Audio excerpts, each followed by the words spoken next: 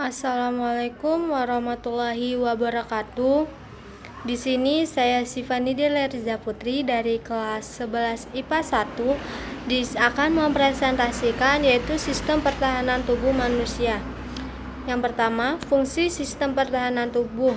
Sistem pertahanan tubuh memiliki beberapa fungsi yaitu 1. Mempertahankan tubuh dari patogen invasif atau dapat masuk ke dalam sel inang, misalnya virus dan bakteri. 2. Melindungi tubuh terhadap suatu agen dari lingkungan eksternal yang berasal dari tumbuhan dan hewan atau makanan tertentu, serbuk sari, dan rambut binatang, serta zat kimia seperti obat-obatan dan polutan.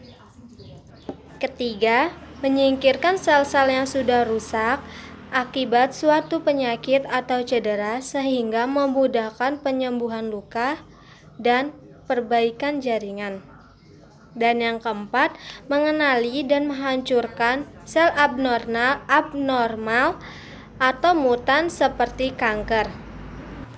Yang kedua, mekanisme pertahanan tubuh memiliki dua macam mekanisme. Yang pertama, mekanisme pertahanan non-spesifik atau alamiah, dan yang kedua, pertahanan spesifik atau adaptif. Yang pertama, pertahanan non-spesifik atau alamiah, yaitu mekanisme pertahanan non-spesifik maka akan maksud bekerja secara langsung sehingga peran selalu aktif dan menyerang langsung jika ada bakteri patogen yang masuk ke tubuh manusia. Biasanya digunakan untuk mengenali dan menyerang bakteri yang menyebabkan infeksi, namun tidak mengenali bakteri patogen secara spesifik. Mekanismenya yaitu dengan cara menyerang bakteri patogen yang potensial. Yang kedua, mekanisme pertahanan spesifik lebih lambat karena ia perlu untuk mengenali antigen-antigen tertentu yang menyerangnya. Namun akan lebih cepat menyerang jika suatu kali ditemukan antigen yang sama yang sudah pernah masuk ke tubuh sebelumnya. Dan dalam sistem imun spesifik yang memegang peranan adalah sel limfosit B dan sel limfosit T. Yang ketiga, faktor yang memengaruhi sistem pertahanan tubuh. Beberapa faktornya, yang pertama genetik atau keturunan. Genetik yaitu kerentanan terhadap penyakit secara genetik. Contohnya, seseorang dengan riwayat keluarga seperti diabetes mellitus. Yang kedua, fisiologis yaitu melibatkan fungsi organ-organ tubuh. Contohnya, berat badan yang berlebih dapat menyebabkan sirkulasi darah kurang lancar sehingga meningkatkan kerentanan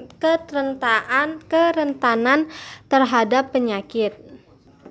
Yang ketiga, stres dapat memengaruhi sistem kekebalan tubuh karena melepaskan hormon seperti neuroendokrin, glukokortikoid, dan katekolamin. Yang keempat, usia dapat meningkatkan atau menurunkan kerentanan terhadap penyakit tertentu. Contohnya, bayi yang lahir secara prematur lebih rendah terhadap infeksi daripada bayi yang lahir normal. Pada usia 45 tahun atau lebih, risiko timbulnya penyakit kanker yang meningkat. Yang kelima, hormon bergantung pada jenis kelamin. Yang keenam, olahraga jika dilakukan secara teratur akan membantu meningkatkan aliran darah dan membersihkan tubuh dari racun. Yang ketujuh, tidur. Jika kekurangan akan menyebabkan perubahan pada jaringan sitokin yang dapat menurunkan imunitas seluler, sehingga kekebalan tubuh akan menjadi lemah. Yang kedelapan, nutrisi seperti vitamin dan mineral diperlukan dalam pengaturan sistem imunitas. Dan yang kesembilan, pajanan zat berbahaya, contohnya bahan radioaktif, pestisida, rokok, minuman alkohol, dan bahan pembersih kimia mengandung zat-zat yang dapat menurunkan imunitas. Yang ke-10, racun tubuh, yaitu sisa metabolisme. Dan yang terakhir, yang ke-11, penggunaan obat-obatan, terutama penggunaan antibiotik yang berlebihan atau teratur menyebabkan bakteri lebih resisten. Sehingga ketika bakteri menyerang lagi, maka sistem kekebalan tubuh akan gagal melawannya. Yang keempat, gangguan sistem pertahanan tubuh meliputi hipersensitivitas atau alergi, penyakit autoimun, imunodefisiensi, yang defisiensi imun kongenital, dan AIDS. Yang pertama, hipersensitivitas atau alergi adalah peningkatan sensitivitas terhadap antigen yang pernah dipajakan atau dikenal sebelumnya. Antigen yang mendorongnya timbulnya alergi disebut alergen. Contoh alergen yaitu spora kapang, serbuk sari, kotoran hewan, rambut serangga, karet lateks, obat-obatan, dan bahan makanan seperti telur, susu, kacang, udang, dan kerang.